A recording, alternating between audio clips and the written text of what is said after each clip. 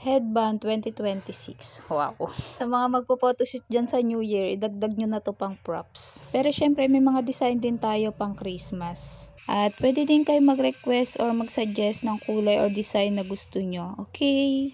At balik na tayo dito sa video. So ayan, nagpako-pako lang ako ng ganyan para at least mabilis ako mag-form ng number. At syempre, isang sukat lang yung magagawa mo kapag may mga ginagamit kang ganito.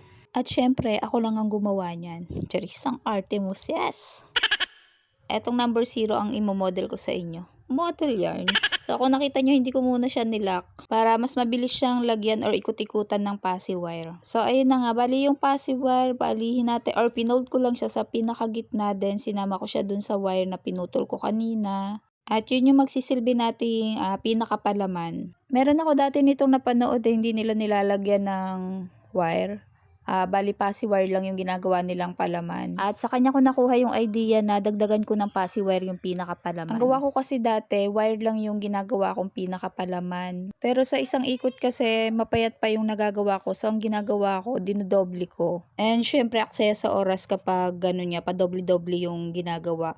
So, napanood ko yon si Miss Hindi ko na matandaan yung pangalan niya, ang haba kasi pero sa M siya nag-i-start So ayun nga, nagkaroon ako ng idea na pwedeng ipalaman yung passive wire. Kaya passive wire and wire ang pinalaman ko. Mas matigas kasi kapag nilalagyan ng wire. Mas nadadalian ko siyang i-form. Kapag kasi passive wire, parang hindi ko alam kung anong technique nilang ginagawa, but ang bilis nilang na-i-form.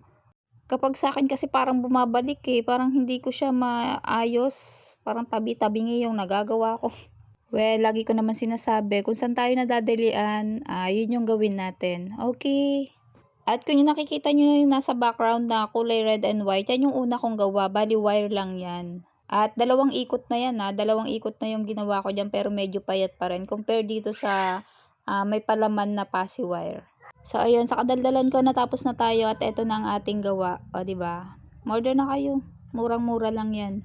Pwede din po kayo mag-request na lagyan ng fairy lights, pero syempre additional yon. Kung gusto niyo pang palagyan ng maraming design yan, pwedeng-pwede po.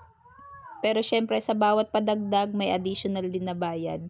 So ayun lang, thank you for watching. Bye. God bless.